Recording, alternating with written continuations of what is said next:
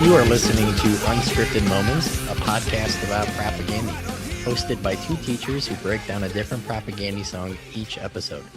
Today we're talking about Propagandhi's cover of I Am a Rifle, originally written and performed by the Rebel Spell, an amazing British Columbia punk band who lasted from 2002 to 2015 until the tragic passing of the Rebel Spell's lead singer, Todd. The original version of I Am a Rifle appears on the Rebel Spell's 4 Songs About Freedom EP, released in 2007. Keith, did you ever see the Rebel Spell when they were around? No.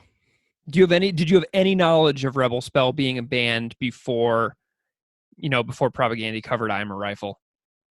No, and I feel bad saying that because I really like what I've heard so far. Dude, they're an amazing band. So you are like the perfect person that I want to say this to right now, okay? So like, if you're listening to this, I'm talking directly to Keith right now, and just ignore what we're having to say. I'm just joking. This is for everybody who hasn't heard the Rebel Spell.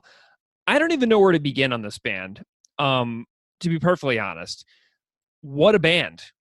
You know, they put out, 4 LPs and an EP. They were from Vancouver.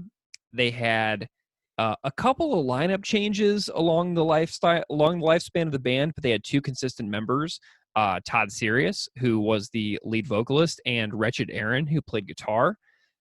They put out an absolutely amazing catalog of music. It's like, for punk fans out there, I guarantee you'll love it. It's catchy, it's inspiring, it's memorable.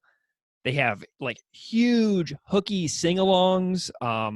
They're super hooky, and it was so fun to sing along live to them. I saw them 2 times, and they kind of remind me of SNFU a little bit, which is another incredible Canadian band. And so Rebel Spell, like, they grabbed my attention with the 4 Songs About Freedom EP, which I Am a Rifle comes from, when I was living in Mexico. And, so I was living out of the country, teaching at a school. The only access to new music I had was on iTunes, where you would buy the albums for $9.99. And this came out on G7, and I snagged it on iTunes, and I was hooked. I mean, this is a perfect EP. I mean, not only is I Am a Rifle on there, an amazing tune, but they also have a song on there called Can't Fool Me, which is insanely good. And then they also have a really, really cool song called They Know. And these are just great songs. So everybody should check out that EP. I was super delighted to see Rebel Spell open up for Propagandhi in 2009 in Saskatoon, Saskatchewan. And it was just a foot-stomping, fist-shaking, awesome, good time. So if you don't know their music, I beg you, pick up their records. I mean, you can get the entire Rebel Spell discography digitally for 26 Canadian dollars on Bandcamp. So, and I know that you can also order it from their website and stuff still. I actually just ordered a vinyl copy of their last album today. So I'm really excited about that. So anyway. Not knowing a lot about them, I will say I think it's one of the best band names I've ever heard. Why? It's just, there's so much to take away from it. Like, I don't know, that combination of words. I mean, you hear rebel maybe in a band name, and it seems a bit predictable or contrived. Rebel Spell makes it almost something mysterious, or there's something that is, spirited within someone to take action against something. And it's such a unique name that, it's a good one. And what you just said, it really does fit the tone of the band. I found an interview today that Todd gave just before they were releasing their last record. And this quote that he said in this article, which I can post in the show notes, it stopped me short, man. He said, he's talking about humanity here. Like, we don't have a lot of time left with this particular arrangement we're living under. There's going to be a big, messy change soon. We see these little economic failings, like the U.S. falling to its knees momentarily. but these are just the symptoms that are building. We're going to have a real big one that's going to go global. And when everybody has the same economic problems at the same time, they're not going to be able to pick each other back up. Yeah, wow. Man, that freaked me out. You know, with what's going on right now, like the massive failure of the US to contain the COVID-19 pandemic, this like super behemoth country is, very much being brought to its knees before our very eyes. And like, so Todd a few years back said, we're going to have a real big one that's going to go global. And it just really stopped me short because we're talking about this song written by Todd in this emergency global pandemic. Yeah. If we're all interlinked, arm in arm, and fall down, who's gonna pick the next person up? Yeah. So we are talking about Propagandhi's cover of the Rebel Spell's "I Am a Rifle." Propagandhi's song is the opening track on a compilation record called Rebels Sing, a tribute to Todd Sirius and the Rebel Spell. It's a compilation. And Propagandhi also put this out as a digital single, which can be found on their Bandcamp or Apple Music or elsewhere. That tribute record, though, man, is awesome. I listened to a bunch of songs from it today, and there is a song on there by a Canadian band called Drum and Bell Tower, which I saw play live in Saskatoon several times, and it is such a great cover. So there's some really incredible stuff on there on that tribute record, but it's another great band name.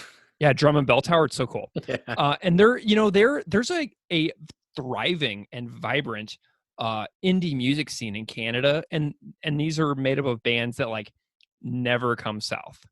Mm-hmm. I mean, it's truly amazing how many incredible bands are in Canada that people in the States just like don't even know about.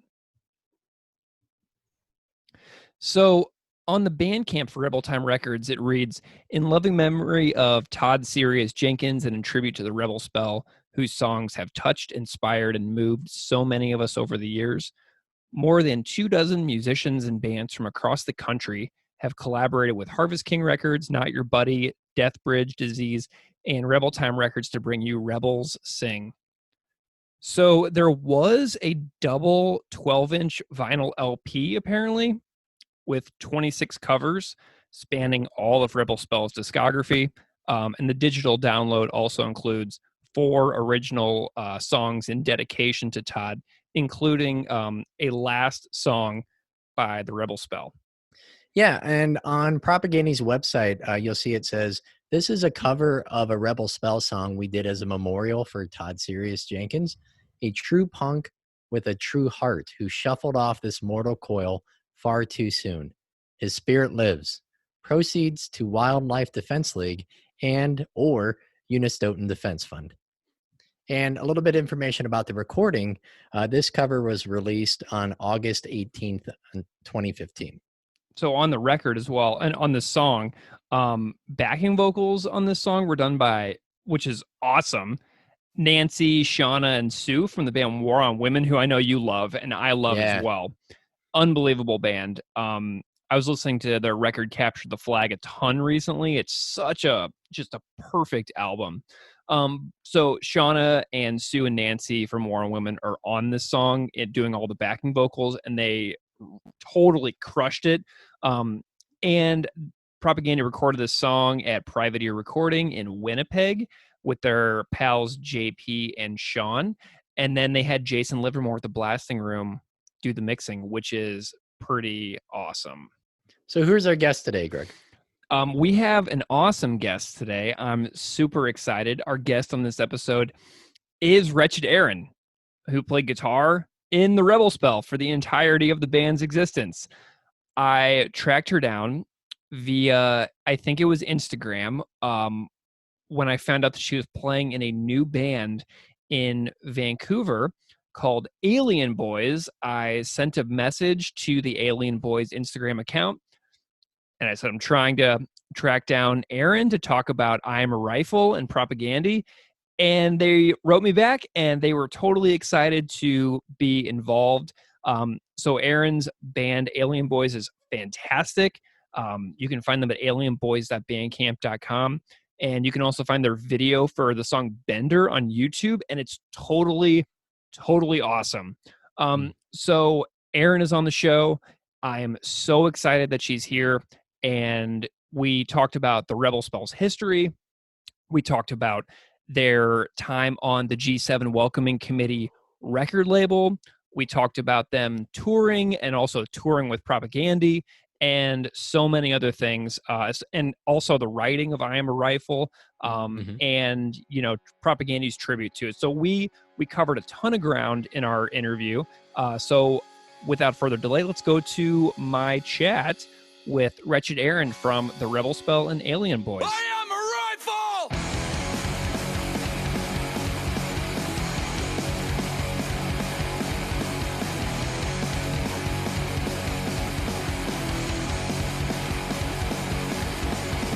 Feel like a dream out of the past, questing generations with a foggy mass of seething anger and unhealed wounds. I can make this right, but don't be confused.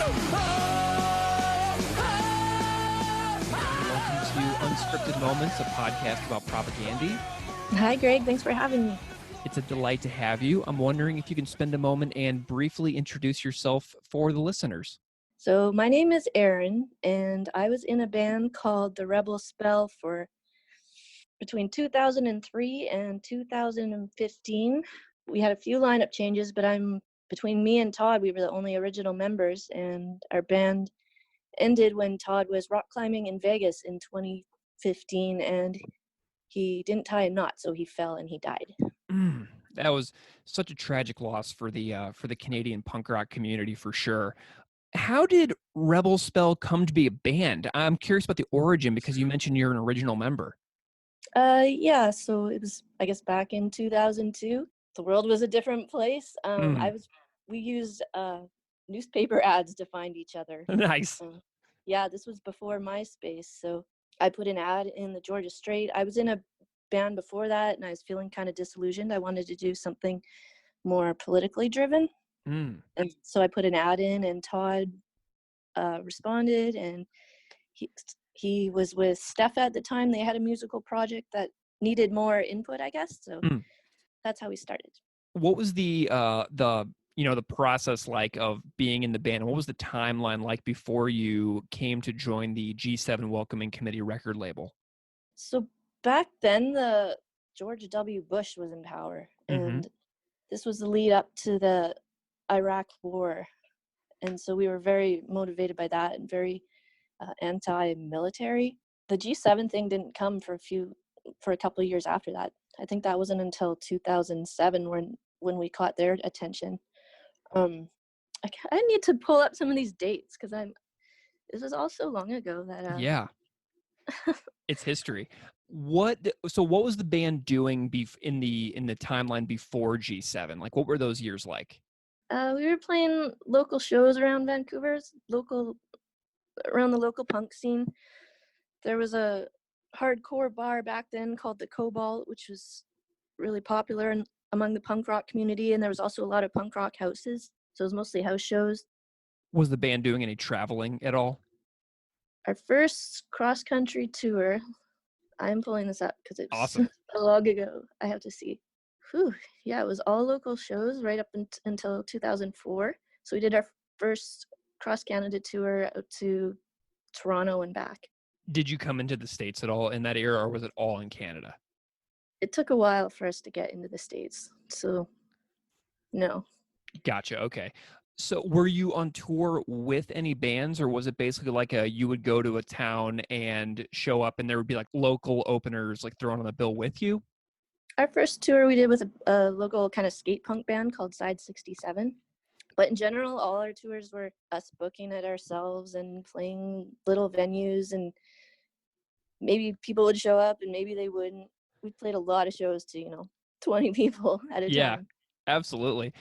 So I'm curious. So you're on a podcast about Propagandhi, and we're going to tie these threads here together in just a little while. But I'm curious, like, as a fan of music yourself, how did you first come to be aware of the band Propagandhi? Do you remember when you first heard them and became a fan?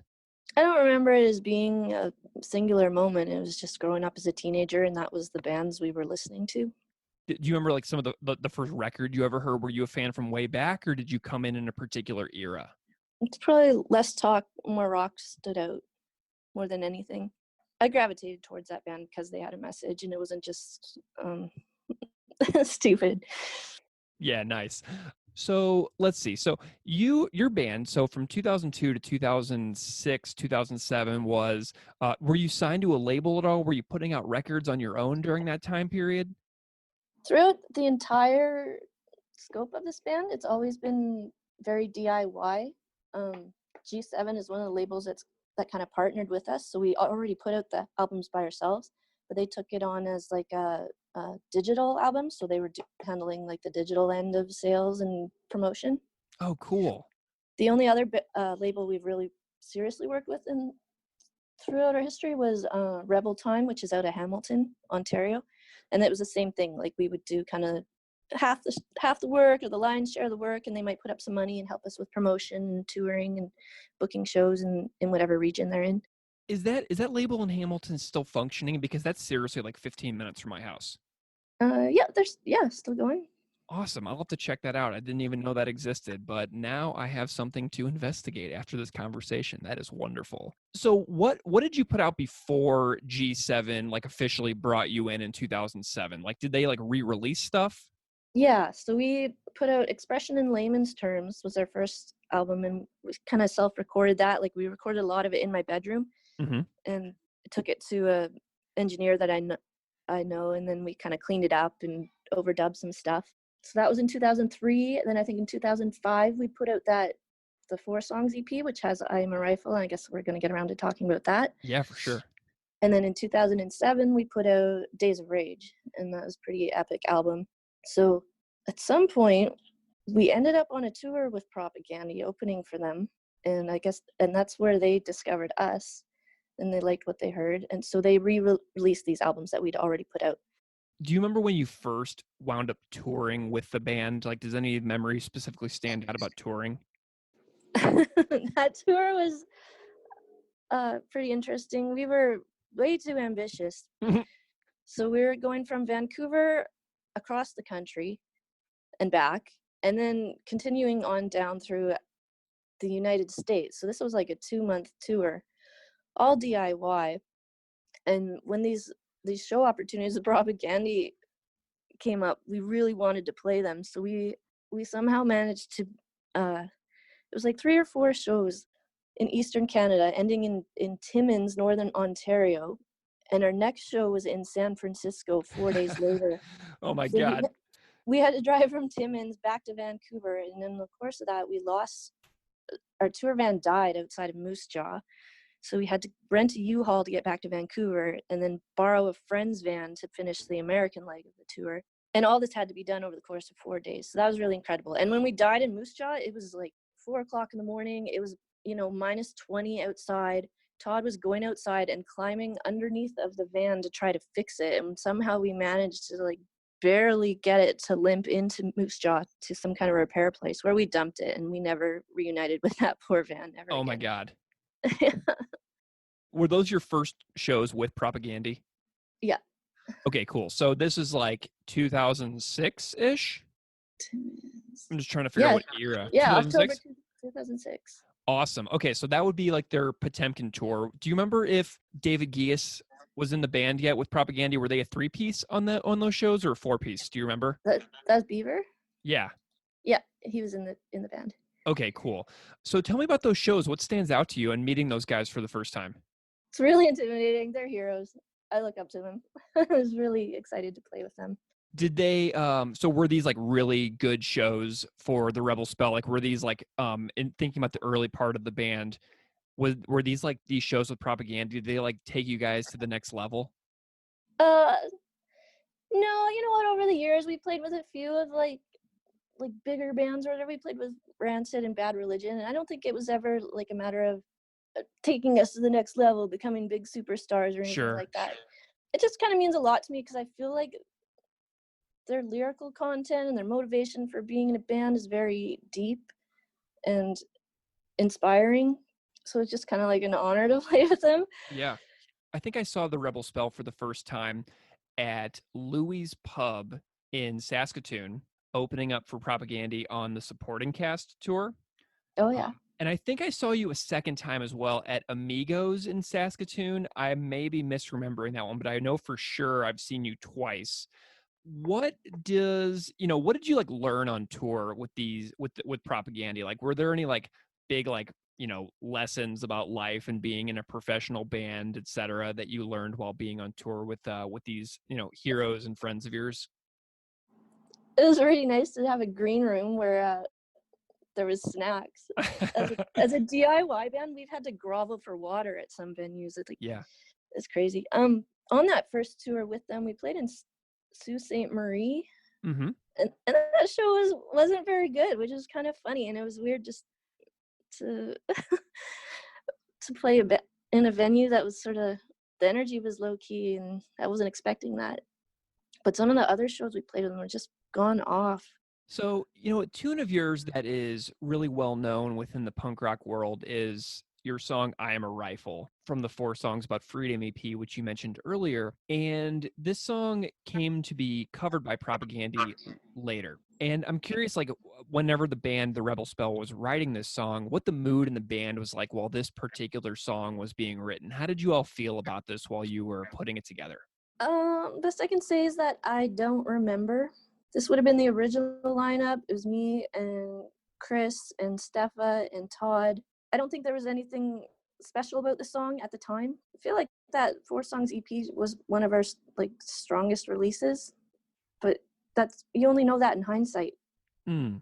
And with our writing style, Yeah. we would do the music first and the lyrics would come much later. So we didn't necessarily know what we were doing. Nice. Well, that's all experimentation. That's all part of fun of the process of creativity. How do you feel, about the legacy of this song, looking back on it all these years later? Is this one of the ones that stands out to you as something that like you're like looking back on like with like a lot of like proud memories? It stands out. It's one of the ones that I wrote the music to, so I feel like, yeah, I'm a little proud of that. But Oh yeah, it's a banger.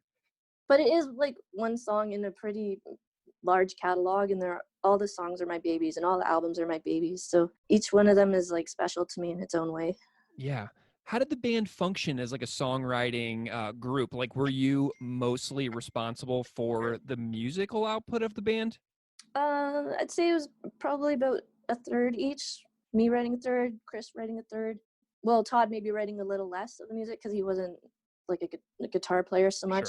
Sure. I'm curious about this song in particular. Like, what do you think this song achieves by singing from like, in my view, this song is singing from the perspective of a gun. It's like a first person narrative from like a gun telling a story almost. I'm curious if I had that totally wrong. And I'm also curious what the song is like going for as a, with the message. Yeah, I feel like as a metaphor, it breaks down a little bit with some of the examples he cites in the song. Mm. And I wish he was alive to answer that question better Sure. than I could. To me, it's more of like a catchy line that brings you into the song, which is about colonialism and the devastating effects that it has. Some of the references within the song, I mean, there's Palestine, there's Rwanda that people are, familiar with, and those examples will jump out to listeners. And the song addresses very well violence in a global manner. And there's also an example in the song that I know nothing about. And I think that this takes place in Canada. But is there anything people in the US or elsewhere might not know about gun violence in Canada, like in the reference to Chilcotin, which is in the song? We actually revisited that issue in depth on our last run album, the Chilcotin War. So Todd and the rest of the original members of the band grew up in Williams Lake. So that's kind of their like homeland. The Chilcotin people were threatened by colonists trying to build a road through their territory. They stood up and they fought hard, and they were supposed to have a negotiation, but it was a trap. And then the hanging Judge Begbie, who's like infamous in British Columbia, had them hung. Mm.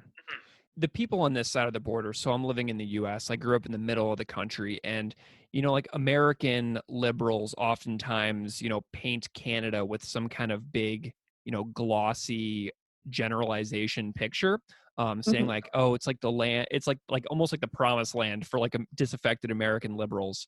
Is there like anything, but your band has been, referencing Chilcotin, I mean, openly critical of things that happen in Canada. Is there any kind of like overlooked things that you feel like American liberals are overlooking when it comes to Canada as a country?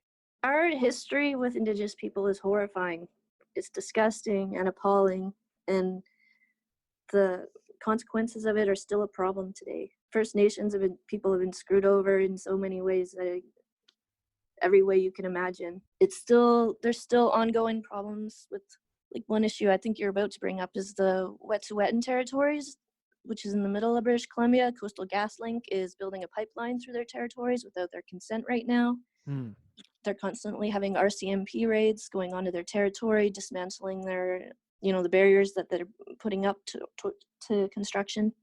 Is there anything that you think people over here in the US should read or check out if they're curious about some of those issues that are going on in Canada and have for the entire history of the country? Is there any like references or resources you would recommend we look up? I don't know where to specifically start, but the Unistoten blockade, they have a website, unistoten.camp. Okay. That's UNISTOTEN.camp. There's a lot more information there on that specifically. As a listener of your band over the years, I've listened to all of your records, and I don't think I ever would have found your band, amidst the world of bands had I not been into Propagandhi so much and had I not had the chance to see your band live at Louis in Saskatoon. But over the course of the last, 10 years or so of listening to your band, I find Rebel Spell to be such a satisfying band. Not only do I learn things, but the entire discography is like fabulous. And I was thinking yesterday, I was listening to your last record, and I was like, man, if this had been a band in '93 or '94, like they would have been part of like the Epitaph and like Fat Wreck Explosion, and just like Propagandhi was. But something that I particularly find so satisfying about the Rebel Spell is how often the band is singing together. I've watched live videos of your band, and it's just like big singing together. Did you find that community aspect of like the sing-along nature of your band to be satisfying? Because it feels like such a community whenever I'm listening to your band. A lot of it is Todd's influence. That's really Todd. He like very catchy punk rock, very sing-along. Like I told you before, when you asked me to do this podcast, I'm very shy, so it took me a little bit to sort of get out of my comfort zone and sing, but it helps to be buried under a wall of guitars. And it also really helped when we had an audience that was into it and then would sing along too.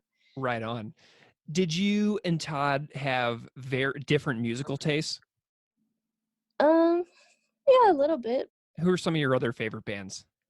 I'd say Dead Kennedys would be a good one. I listened to a lot of like Riot Girl type music growing up.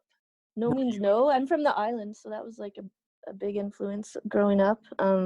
Oh yeah, No Means No. I talked over you there. I just wanted to make sure that everybody heard that No Means No was mentioned. That's great. Yeah, the list was so long and so punk. There was a lot of like a pretty thriving punk scene when I was a teenager in Victoria, and so it was a lot of obscure bands from there. Actually, Todd was a really big fan too of Hudson Mack and Goat Boy. Sweet. They were bands from the island in the 90s. Nice. That's so cool. I'm sure that I hope listeners will check some of these bands out if they haven't heard them before. Propagandhi notably covered this song, I Am a Rifle, after Todd passed away. So how did you become aware of Propagandhi choosing this song to do a cover of? When did you become aware of this? Well, Chris reached out to me and he wanted to, do something. He was a fan of us. He was a fan of Todd. So I was pretty flattered. And, I saw, so after they did the cover, they started performing it live. And I saw a great video of you and other Rebel Spell members singing this on stage with Propagandhi in Vancouver. It was in a theater. Do you remember what the name of that venue was? I can't remember. It starts with Rickshaw? Yeah, it's the Rickshaw. There's another tragedy there because of COVID. They're going to be shut down they might go out of business. Yeah. I saw you singing this song on stage with Propagandhi in Vancouver at the Rickshaw. Can you discuss the experience of like being on stage, after Todd's death with Propagandhi, having them had covered this song and singing this song again? I'd assume this was like the first time you may have sang this song in quite a while, right? Yeah, it's bittersweet for sure. So what stands out about that show for you? Because it was a hometown crowd, everybody in the audience knew the lyrics and were singing along. It was very intimidating to sing without being under a guitar. Yeah, nice. I don't know how to move on stage. That's funny. So, to remember Todd Rebel Spell, Propagandhi donated the proceeds of their digital cover to Wilderness Defense League and also to Unistoten Defence Fund, which you mentioned earlier. Were these organizations notable in any way in relation to Rebel Spell? Yeah, well, Chris asked me where to send the money, and those were the organizations I suggested. Because as a band, we really care about Indigenous rights, and we were really into animal rights as well. One of the major themes of the final album we did, the Last Run album, was like that song Last Run is about industry scapegoating wildlife for environmental destruction. So like wolves get blamed for killing caribou and not, mining and deforestation. So the Wildlife Defense League at that time was a grassroots organization devoted to, standing up for the carnivores that are getting hunted to the brink. Are these organizations both still operating? Unistoten Camp, I don't know if they've changed hands or whatever, but they still exist. They still need funding. They're still looking for donations. The Wildlife Defense League, I think, has rebranded into the Echo Conservation Society. And I was looking up this song a little bit today, and I noticed that the band was helped in backing vocals by the band War on Women. Propagandhi was helped by War on Women doing the backing vocals for their I Am a Rifle cover, which is pretty awesome because Shauna Potter is somebody that I look up to a whole lot as a songwriter and musician. How did you feel about the song when you first heard the cover? Like, what was your initial reaction? I was, like I say, it's bittersweet. It's like, it was very exciting, but also very heartbreaking because of the motive behind it. I love it. I think Nice. It sounds excellent, and I'm stoked when I hear it. Awesome. The Propagandhi version also includes a quote in the middle of the song from Charlie Chaplin's The Great Dictator. And the quote is, you, the people, have the power to make this life free and beautiful, to make this life a wonderful adventure. You are not machines. You are not cattle. Then in the name of democracy, let us use that power. Let us all unite. Do you have any thoughts on the quote that's included in the middle of the song in Propagandhi's version? It's a great quote. I don't really have much to say about it, though. That's cool. Do you did they tell you they were going to throw that in there, or was that sort of like a neat little Easter egg surprise?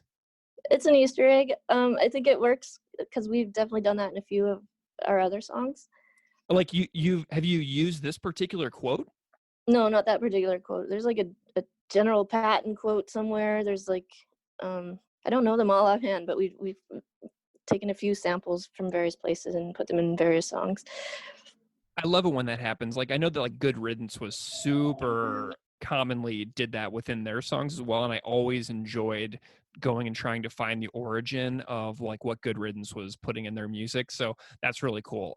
Erin, can people still buy Rebel Spell records and CDs anywhere? Yeah, if you go to therebelspell.com, still got the website. I still like try to keep our stuff accessible and alive. Just I think anybody that wants our music should be able to have it.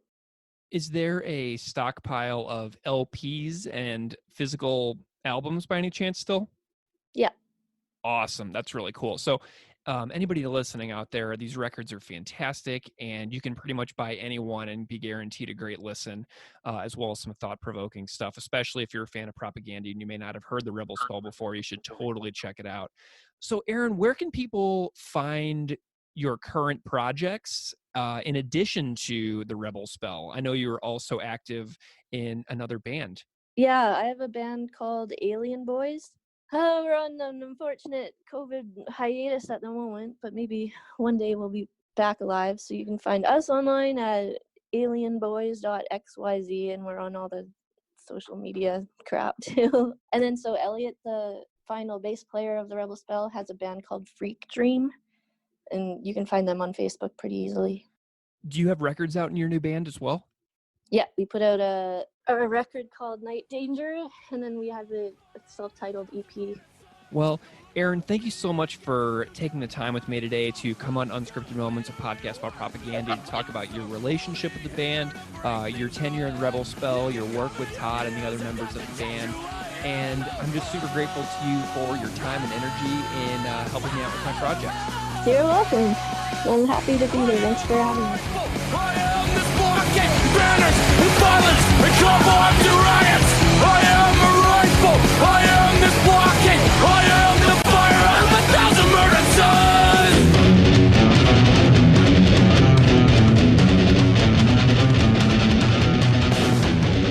So that was my chat with Wretched Erin from the Rebel Spell.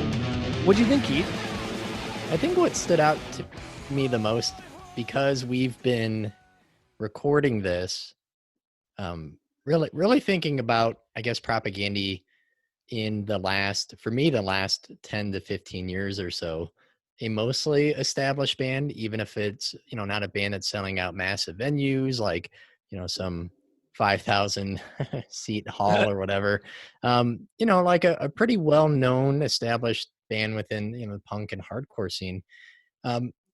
It's kind of easy to forget where bands come from, and to hear their DIY experience, to hear their, the stories from touring, being like a fledgling newcomer band. I think it's easy to kind of forget, where so many artists I love kind of start off and come from. And even if they're, obviously not a band anymore, there feels like there was an opportunity that, that maybe I missed, to see this band that I do seem like, in their lyrical content, in their musical style, that I have like a connection with, but just found out about them far too late. Yeah. And, I think about this as a fan of music in general, what you just said, how life is so short and there's only so many minutes in the day to listen to music. Right. Because we have to be productive. We have to raise families and go to work and do all the things that we need to do in life. And so many, I can't even imagine all the incredible music that has thus far eluded me in the world, Right. Yeah, I'm constantly writing down lists of suggestions from friends that I might check out once or twice, and then kind of maybe just don't have the time to go back to, because if it's outside of my maybe style that I prefer, it takes a little bit more time invested in it to truly appreciate it. And for me, it's just way easier to put on something I know I'm like instantly going to love, or something that I already know. Yeah. And whenever I was thinking about this song, I went back and listened to a few different Rebel Spell records. I listened to the 4 songs about Freedom EP, and I started having these like flashbacks of when I saw the Rebel Spell live opening up for Propagandhi on the supporting cast tour. And I saw them in Saskatoon is one of the places I saw them, at Louis Pub and on the University of Saskatchewan campus. And the main memory that jumps out to me is Todd Sirius's his boots. He was wearing these black, shiny, like boots, these really tough looking boots. And, this band is such a stomping band. Do you know what I mean? Like, they have such a fantastic energy and tempo about them. And they're a band that, like, when you see them, like, they have these amazing sing-along choruses. You just want to smash your fists in the air. But Todd was up there, like, smashing his boot onto the stage. And I was, like, just a few feet away, because I was standing right up against the stage. And I was just, like, so into it. I was like, man, this dude he just got it. I loved seeing him. I loved their live performance. And their show was just as intense as the songs on the record as well. And so if anybody, if you're just discovering the Rebel Spell for the first time, I would totally recommend going on YouTube and watching some of their performances, because you can find some videos where the crowd is just going nuts and so engaging. So anyway, did anything else about my chat with Erin jump out at you? I think also this being a good example, like so many Propagandhi songs, kind of informing me of specific events or incidents that I wasn't really aware of before, to where, you see an unfamiliar name and you have to look it up. Yeah. Then you read a few articles, and then you pull up a YouTube video, and that connection there, I think, also makes this band special to where I hear it and I read it, and I don't go, oh, I don't know what that is, and then you just kind of forget about it, move on. Yeah. But it's obviously important to the theme of the song and the purpose of the song. So it's like, oh, now I want to find out more. And for a band to do that, I think that's the kind of music that always draws me back to where it challenges me, lyrically, musically, but also in terms of just conceptually. I say like, oh, yeah, I don't know everything. It's kind of like reading a book. I Yeah. always tell my students, if you're reading a book and you understand every reference or every word, you're probably not reading something challenging enough to where you should be putting things down, every few pages to have to look something up. And I kind of really like that about music too. Yeah. So speaking of that, so I'm a Rifle is a song that does just that. And I'm Hmm. curious what you obviously we're talking about the Propagandhi cover version, but you can't Right. talk about the cover without talking about the original as well. So I Hmm. see this episode as being about two bands simultaneously all at the same time. So what are some of the specific lines in this song that really jump out at you? Because I think we might have a couple different ones and maybe a couple same ones. Yeah. I think right away, just the way it's written, the fact that the song is in the first person, from the perspective of a rifle, Mm, to me, that really stands out, and it's super unique. And I think that could have flopped had a less talented, less insightful band, try that avenue or, device, I guess. But it writing it from like the first person perspective, I think kind of inverts the whole guns don't kill people, people do slogan. So the mm, rifle in the song is indifferent toward human action. And it doesn't matter if it's indifferent, given that, human history is a sprawling anthology of conquest, of domination, and ethnic cleansing. It's like, yeah, that's right. Like, I'm just here, and, I'm almost an observer, like a passive observer. yeah. And then tying that in with history. So just right in the beginning, built like a dream out of the past, and don't look to me to give the future back. Don't look to me to rework the past. I mean, this song, I think, very deftly addresses gun violence, not just as a social issue, but on a larger historical scale. It questions the legacy of, this invention or technology, and our like psychological and emotional connection with firearms that is rooted, I think, far more in identity, than it is in actual like personal rights or about history, more so maybe myths about those ideas from history. Mm.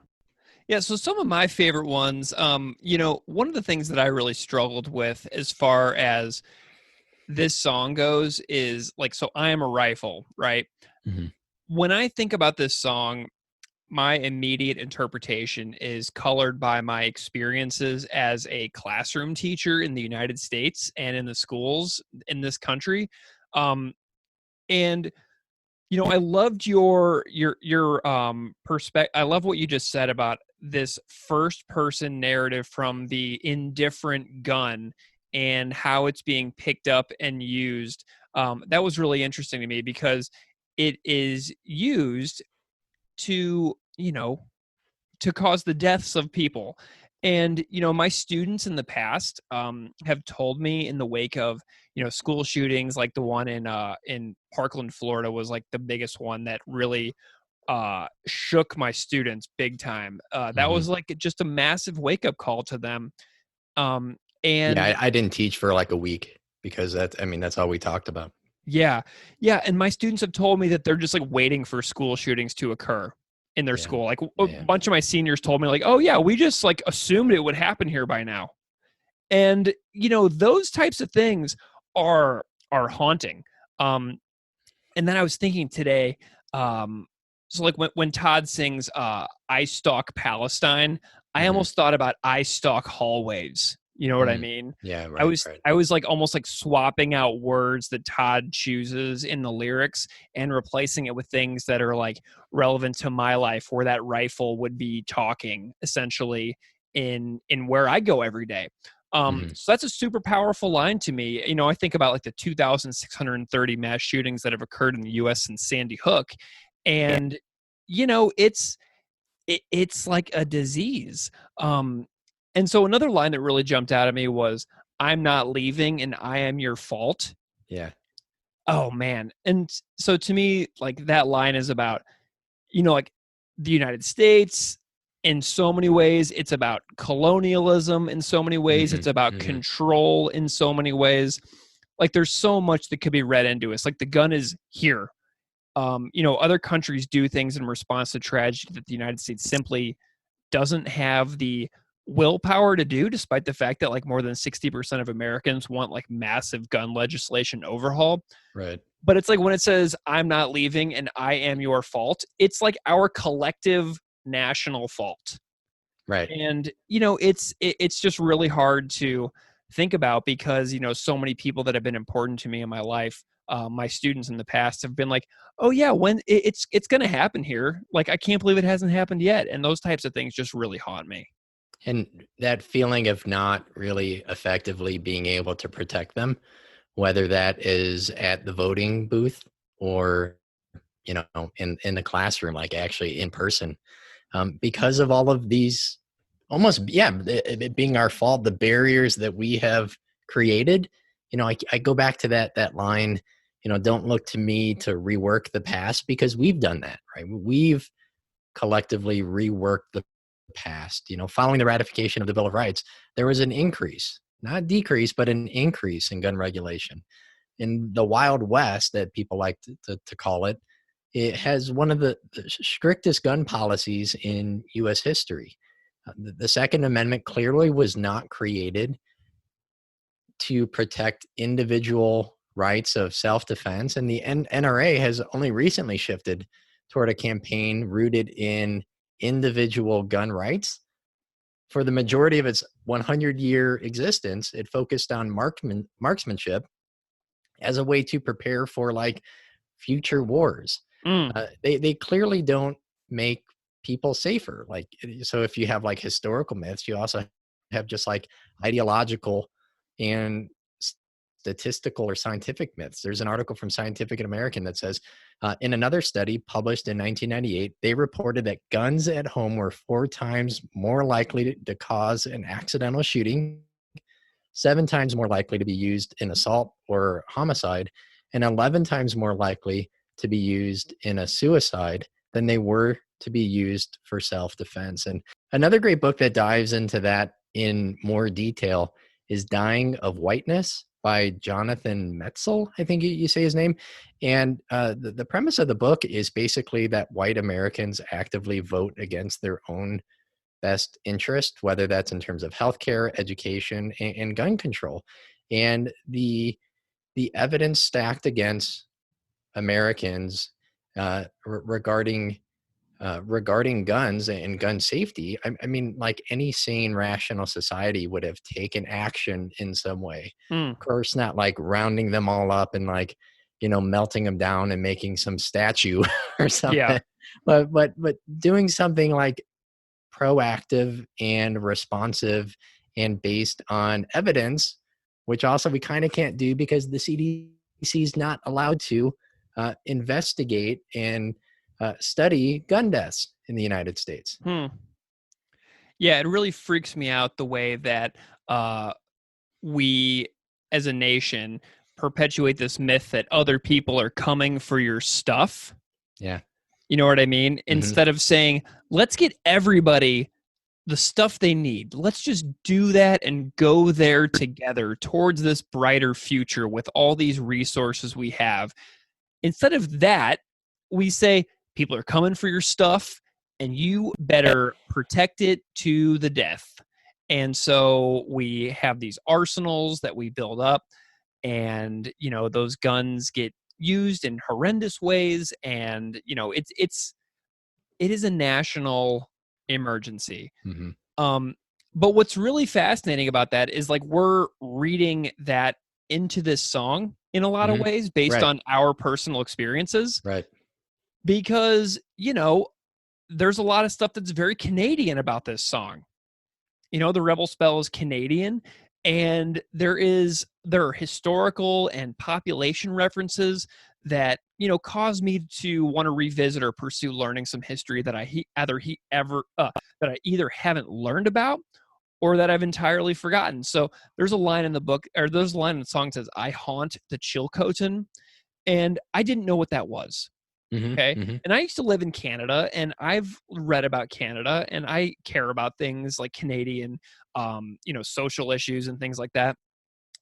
And I just learned after we were looking into this song that the Chilcotin are an indigenous people who live between the Fraser River and the Coast Mountains in west central British Columbia. And Mm. an interesting story that I found out is that in 1861, a pack train trail was established in Canada through Chilcotin territory to like gold mine centers, and like work was begun. There was like a wagon to the like interior essentially. So the Chilcotin were essentially being intruded upon, and they resisted. And there was a small group of Chilcotin who killed several workers on the road. And there was like this event in history called the Chilcotin War of 1864. Never heard of it. Yeah. Brand new to me.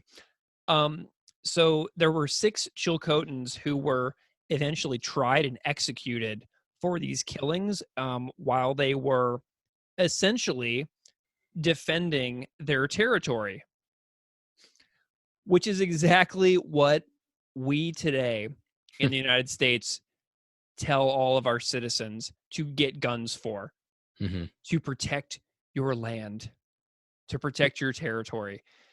So that was a really interesting thing that I learned about because of this song. The Yeah. colonial history of Canada like has treated out its First Nations populations as like very troubling. Mhm. So with a lot of violence, and many Canadians are critical of it to this day. And so Erin also mentioned that with me in her chat.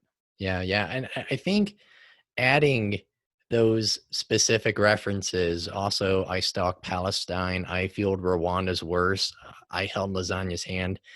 I think adding those incidents of both state sanctioned violence Yeah. and mob violence, it cements this as not some vague song about promoting peace, but like the ubiquity of weapons and how weapons worsen those events and further destabilize regions. And that comes to mind like another song by the band Misery Index, who's probably my second favorite band. Hmm. The song Unmarked Graves.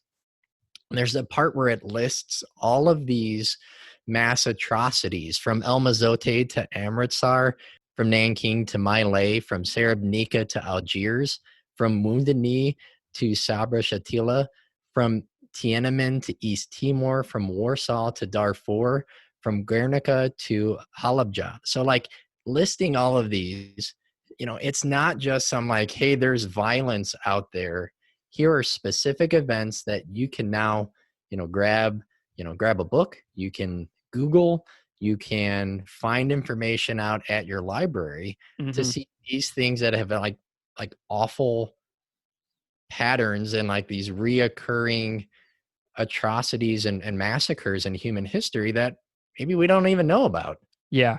And I'm a religious studies teacher. And so whenever you just said Amritsar, I was like, oh my gosh, I couldn't believe that I didn't know about the 1984 Sikh massacre in Amritsar, which is the holiest city in the religion of Sikhism, until relatively recently. Like there's so Mm-hmm. many atrocities that occur in human history that learning about all of them is just a spiral of despair. Yeah, right. It's so Right. And disappointing. yeah, and so like that coupled with, I think, general and non-specific violence, like in the chorus, I'm banners and violence and car bombs and riots. Yeah. That line hits me so hard. The chorus is so incredibly catchy, and it's well phrased in its timing and its wording. And it's incredibly catchy because it's combined with like these incredibly powerful gang vocals, right? Where like Mm.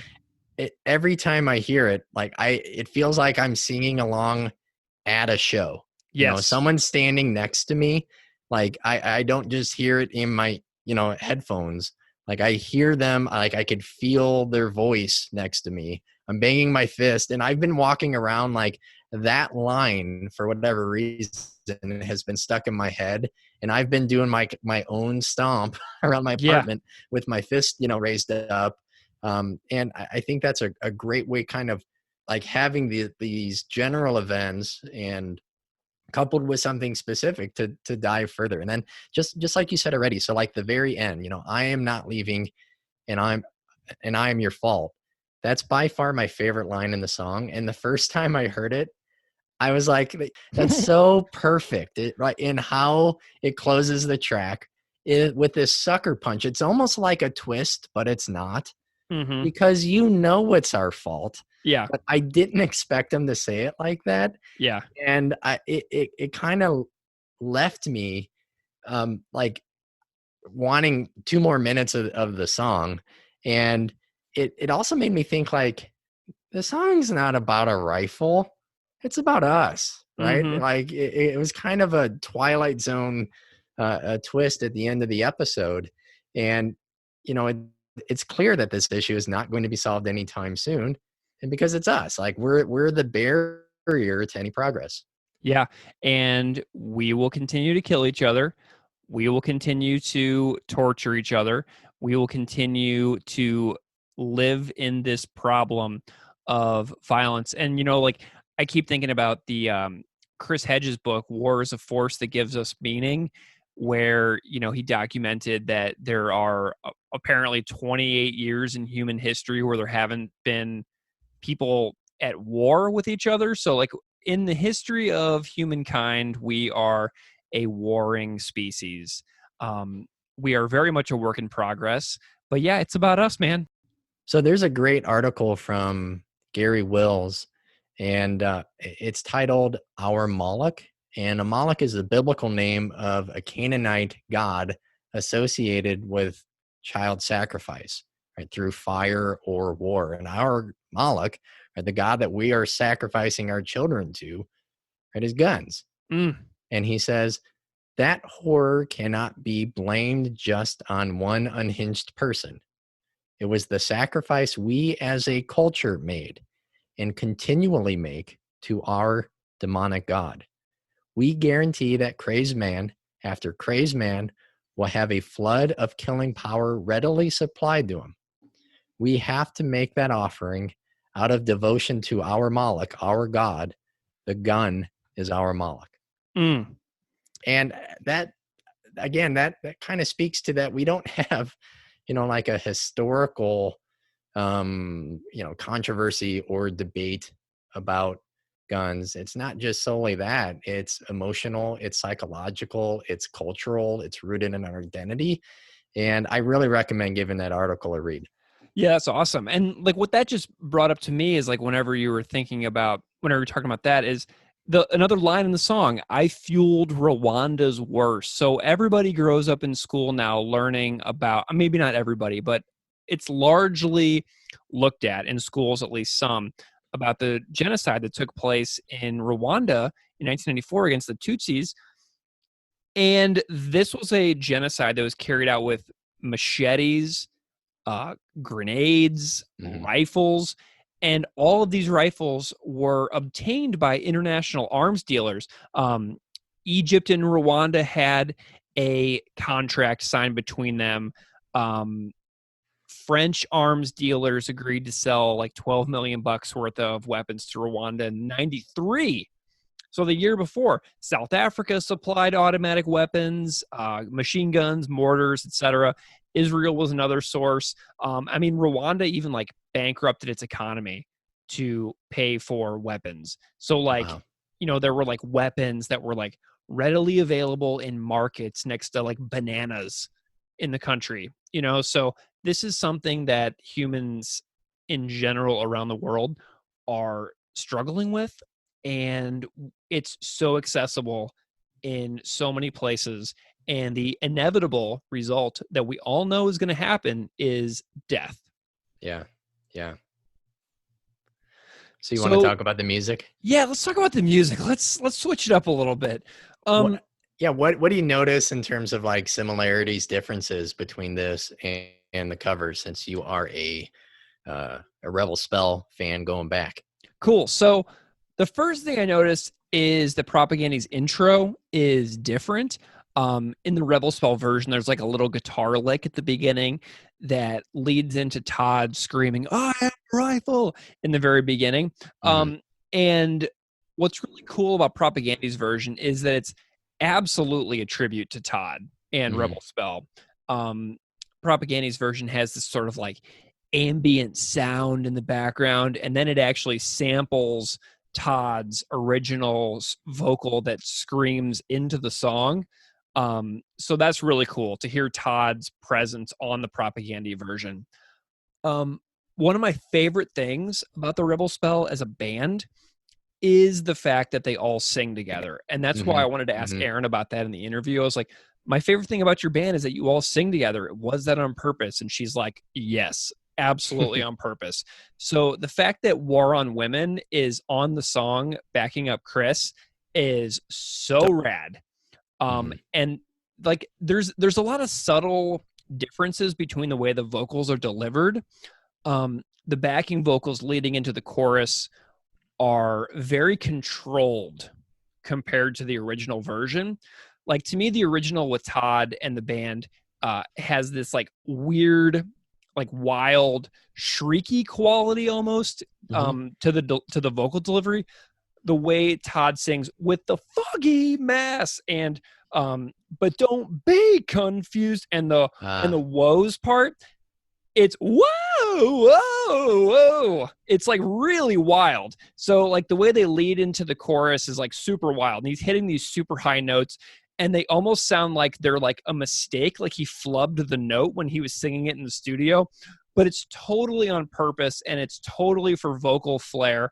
And it really makes him a unique vocalist.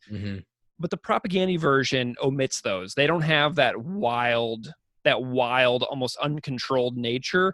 It's a pretty different stark contrast between the way the vocals are delivered in the two different versions. But I love on the Propagandhi version the way that War on Women come through so strongly and back up Chris on almost the entire last verse. It's like super gang quality. And another thing that really jumps out at me is the way that Propagandhi like performs it. Propagandhi is not a super chorusy band.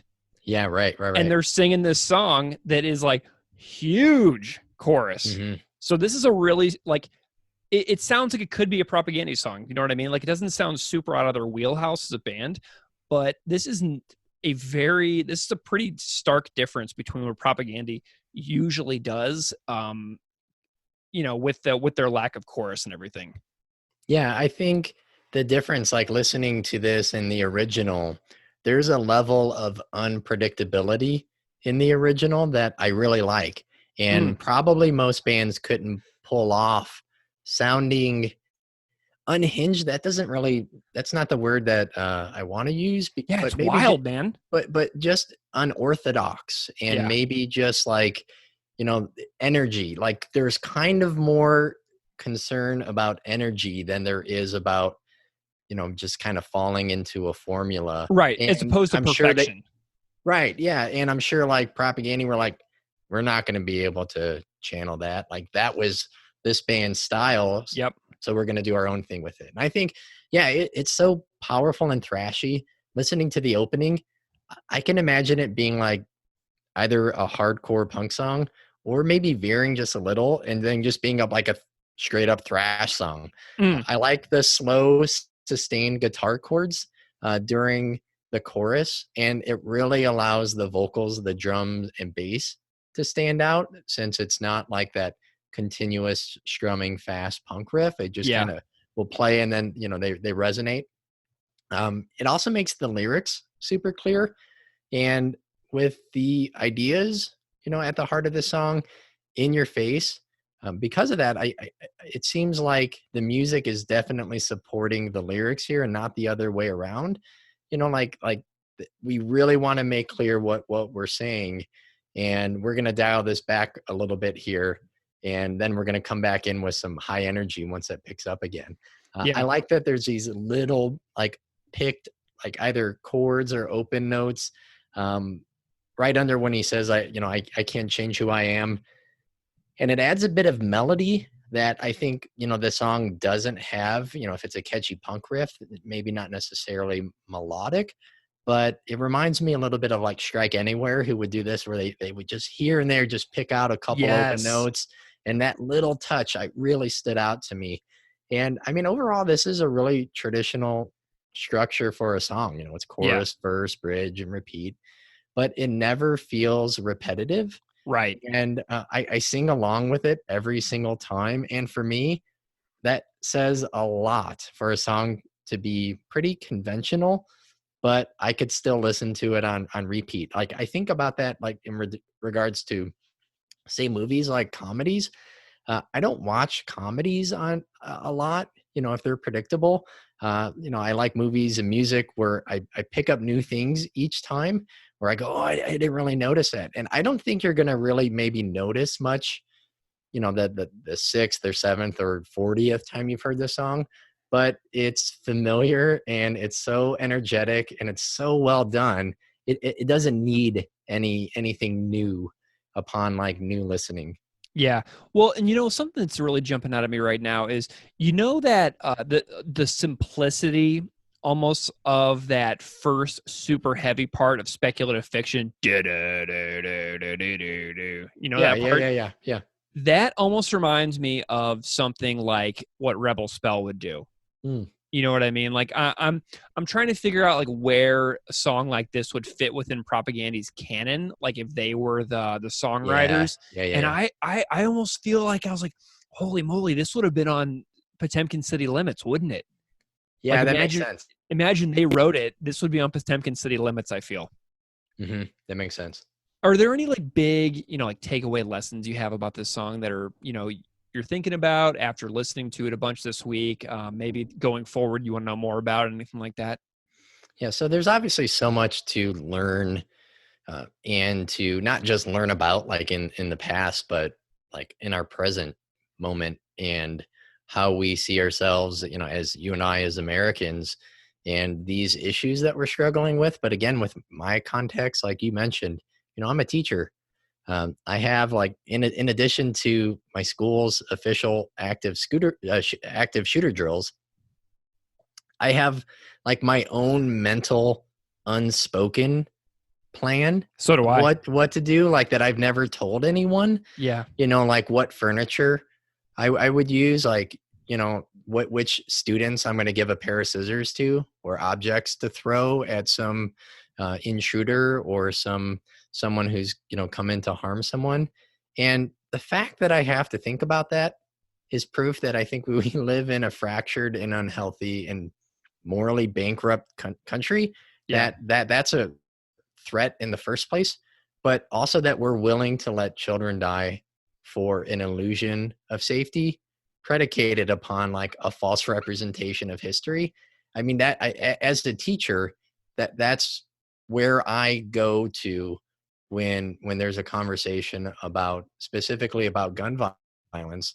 I think there's no way for me to lock, a certain door. Yeah. Or there's the windows that lead into my classroom.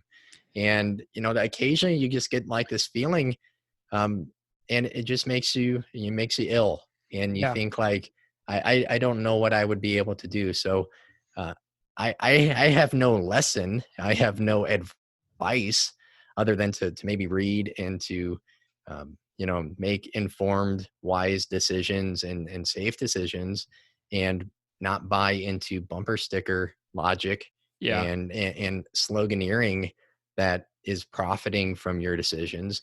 But yeah, I don't know. The amount of children and teachers that have been sacrificed to gun violence at the altar of the illusion of self-protection and personal freedom, it's a lot. It's a lot to handle as a teacher and as a parent and as a person in general. this song makes me think about how I'm nervous also for schools to reopen after Yeah. this pandemic. Yeah. Yeah. Because notice that there has been a shocking lack of news regarding school shootings because Mhm. kids ain't there. Mm-hmm. But when kids aren't there, we can't do the career that we love. But while we are there, we have to have these horrendous contingency plans in our mind about what we're going to do when we're in that situation. Mm-hmm. I agree with you, and the fact that like I became a teacher because I, liked working with creative young people, and I have to think about barricading and if I can outrun somebody and how I would run down a hallway if there was somebody with a massive weapon behind me. I mean, that's horrendous. It's horrific. So I'm like tragically certain that school shootings will just start happening again the second we reopen all our schools. And I'm haunted by the words of my past students who say that shootings are like only a matter of time, Mr. Soden. Yeah. I'm haunted by how arms are sold around the world to countries who struggle with ethnic or religious unrest and also corruption in the halls of power. It is a disease. And so I'm really, I'm I love this song. It's a great song. It makes me think, and I'm glad that Propagandhi covered it. I wish it was under happier circumstances that they did cover it, but they did a great job. So some YouTube comments that we came across. One of my favorite one is this is one of the most important songs I've come across in a long, long time. However, high intensity rock is hard for me to listen to. A folk cover would be best for me, but a country cover would reach more persons than folk, which is so interesting for so many reasons. That Dixie Chicks, if you're listening, please cover this. The Chicks. No, they changed their name. The Chicks. Oh, really? Yeah, they don't have Dixie in their name anymore. So the Chicks, if you're Ah. listening, cover I Am a Rifle by the Rebel Spell. Let's blow this song up. This person goes on to say, please recommend this song to everyone. And if you know a musician, say, how would you cover that? And in response to that comment in this YouTube page, I recognized a name who responded. We have a listener who goes by the name of Hoss Bossman on Twitter. And Hoss Bossman 1 year ago responded to this comment saying that he was considering doing an acoustic cover of this song. So Hoss, if you're listening, I want to know, did you ever record an acoustic cover of the Rebel Spell's I Am a Rifle? And if you did, please put it up online so we can hear it. Yeah, I'm imagining something in between Townes Van Zandt and Neil Young, a sort Steve of Earle, like, man. Yeah, right. Yeah. Oh God, I would love for Steve Earle to play this song. Jason Isbell would record it and do a great job on it too. I guarantee it. Yeah. Did you find any other good comments on YouTube? Well, I don't think they're gonna beat that one. That's pretty great. But one said, "I wish I had 2 more hands so I could give it 4 thumbs up. Good tune." Right on. Any more? And I live to circle pit to this song. Whoa. R.I.P. Rest in peace. Awesome. Great. Keith, I don't know how I'm feeling about rating this song. As a cover, it's hard to say. I mean, I will say I will give the Rebel Spell version a 5. I mean, it's a 5 for them. That is a song that makes me want to check them out, to listen to them more, to explore their back catalog, to see what else I've been missing, to explore the new band that Erin's in. So good. So for me to hear literally one song and then have this kind of fire lit under me to kind of put down some things and listen to more, I mean, they got something special going on. But I don't know about rating the cover, but I'm Rebel Spell version, I give a 5. Yeah, man, they have an unbelievable record called Days of Rage. Their last record was called Last Run. And then they also have this perfect EP, 4 songs about freedom. So unbelievable. And everybody, don't forget that Erin said in her interview that you can still go and buy their stuff. She's still running the Rebel Spells online store. You can get these albums, and they're also on Apple Music streaming as well. Check them out. If you're going on a run or a dog walk or something, jam some Rebel Spell, man. It's unbelievable stuff. Highly recommended. So I'm going to refrain from rating the cover. It's awesome. Loved it. I think everybody did whenever it came out. But Rebel Spell, this is a 5 for Rebel Spell within their discography, but we're not ranking the Propagandhi version because it's just like so cool to talk about, though. That works for me. So thank you so much for listening to Unscripted Moments, a podcast about Propagandhi. This has been our discussion about Propagandhi's cover of I Am a Rifle by the Rebel Spell. This cover came out in 2015, and it was on a compilation in tribute to Todd series, which came out in 2016. Highly recommend finding all of those. If you want to get in touch with us, you can email us at propagandhipod@gmail.com. You can find us on Twitter and Instagram at the handle @propagandhipod. Thank you so much for listening, and we will see you next time. Unscripted Moments, a podcast about Propagandhi, is created, hosted, and produced by Keith Goff and Greg Soden. Musical clips on this show are composed and performed by Propagandhi. Artwork on the show is by Justin Santora, who can be reached at justinsantora.com. You can find us on Twitter at PropagandhiPod and on Instagram at PropagandhiPod. If you like the show, please drop a rating on your podcast app of choice and subscribe to receive future episodes. Tell your friends. Thank you so much for listening.